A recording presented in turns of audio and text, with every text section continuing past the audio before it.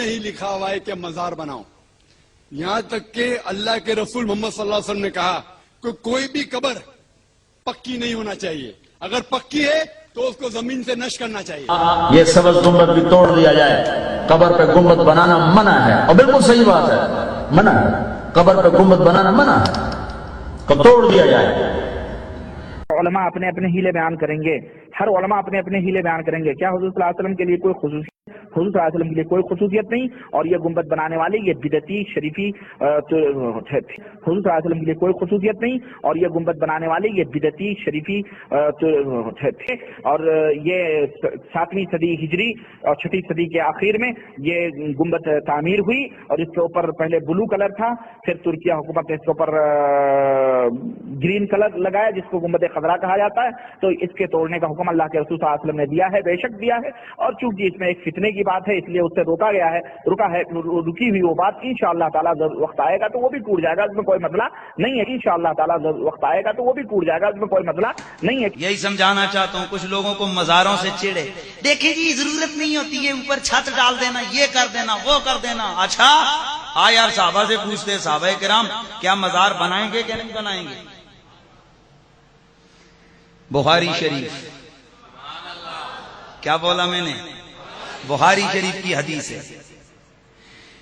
اللہ اللہ سرکار کے وصال کے بعد ولید کے دور میں میرے رسول اکرم کے مزار پرانوار کی دیوار گر گئی.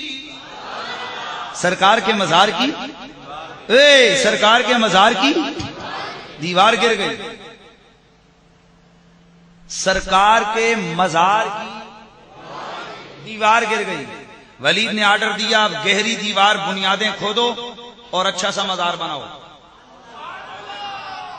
تابعین کا دور ہے.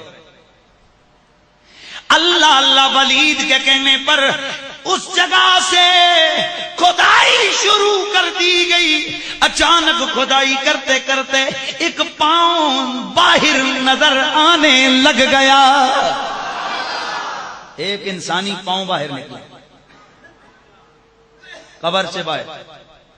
تو ہر طرف یہ شور مچ گیا کہ رسول اللہ کا قدم ہے، رسول اللہ کا قدم ہے، رسول اللہ کا قدم ہے.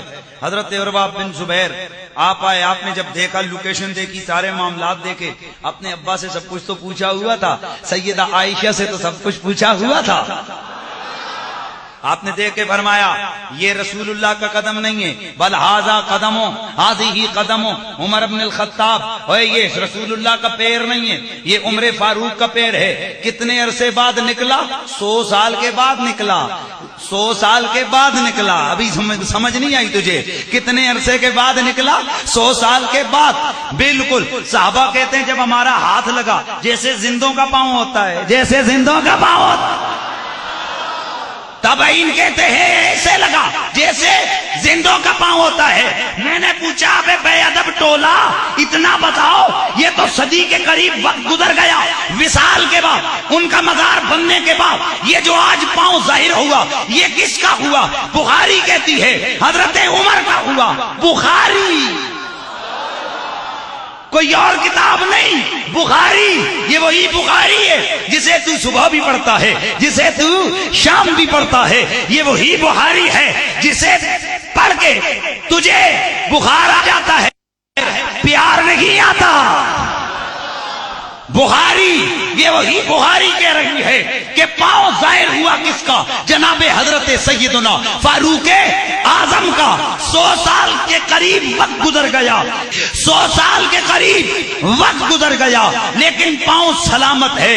اور بابا ذرا سمجھو، پہلی بات تو یہ کہ مزار کی دیوار گری،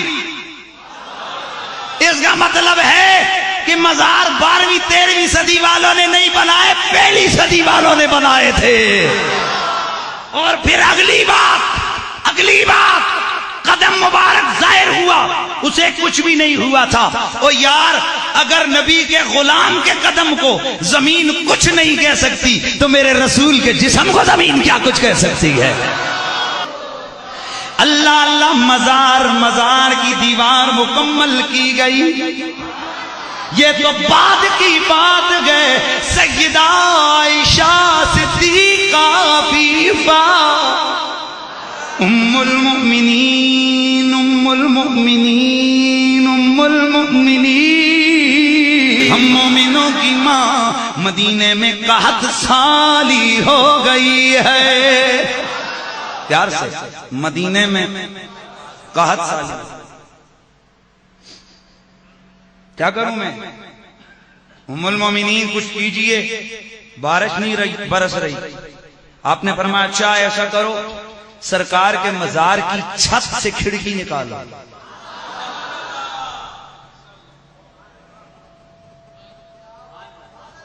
सरकार के मजार की छत से खिड़की निकालो, छत से खिड़की निकालो। उन्होंने उम्मुल मोमिनीन का कहा माना, खिड़की निकाली। आसमान और कब्र रसूल के दरमियान जब पर्दा हायल ना हुआ, इतनी बारिश बरसी, इतनी बारिश बरसी। साहबा फरमाते हैं बाद में मदीने वालों ने पक्की खिड़की रख दी। कभी गौर किया हो तो आज भी सरकार के गुंबद पे खिड़की मौजूद है। पता चला छत उस वक्त भी मेरे रसूल के मजार की थी। आए हाय, मेरे रसूल के मजार की छत उस वक्त भी थी। कहा नहीं नहीं वो तो नबी का मजार है। मैंने कहा नबी का भी है, साथ अबू बकर का भी है, साथ उमर का भी है। और कमाल ये है कि ये मजार बनाया किसने? सहाबा ने। तो अगर मजारात बनाना शिर्क होता तो क्या रसूल आजम के गुलाम शिर्क करते रहे? ये क्यों कहा, ये क्यों किया, ये इस तरह मजारात क्यों बनाए? अरे कलमा पढ़ने वालों, पता चला ये मजारात, ये कुब्बा, ये रसूल के कब्र मुनव्वर के ऊपर छत, असहाबे पैगंबर के मजारात ये क्यों बनाए? अगर ये नाजायज अमर होता अली कभी न होने देता, उस्मान कभी न होने देता, हसन कभी न होने देते, हुसैन कभी न होने देते, तलहा और जुबैर कभी न होने देते, जनाबी अब्दुल रहमान बिन औफ कभी न होने देते, कभी न होने देते। ये मेरे मुस्तफा के सहाबा का मजार बनाना इस बात की दलील है कि मजार बनाना शिर्क व बिदअत नहीं, मोहम्मद अरबी के गुलामों की सुन्नत है।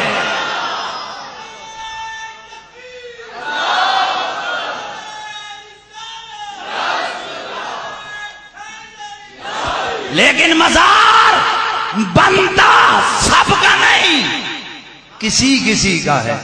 बस गुफ्तगू को इनकी तरफ लेकर यार, मजार हर किसी का नहीं बनता, अदब वालों का बनता है, मोहब्बत वालों का बनता है। अच्छा मैं आगे बढ़ता हूं, यानी सादा लफ्ज अगर बोलूं ना तो मजार बेईमानों का नहीं बनता, अल्लाह के वलियों का बनता है।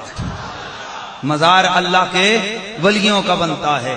तो ये पहली सदी में मजार शुरू हुए साहब।